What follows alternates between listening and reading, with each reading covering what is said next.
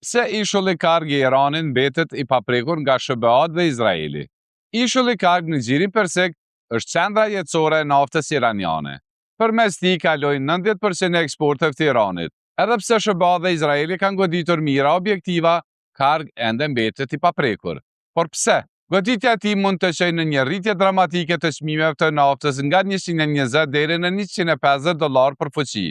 Një operacion i tillë do të paralizonte tregjet globale dhe ekonominë iraniane, por do të ishte gjithashtu shumë i rrezikshëm dhe kompleks. Karg është një ishull korali me skela të mëdha ngarkimi ku përfundojnë tubacionet nga fushat e naftës. Shkatërimi i tij do të kërkonte një operacion të madh ushtarak, shumë i madh se sa një ndërhyrje tipike e forcave speciale.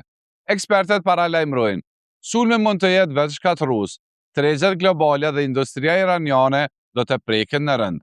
Prandaj, për momentin, karg mbetet i paprekur, duke siguruar vazhdimsinë e eksporteve dhe stabilitetin e tregut të energjisë.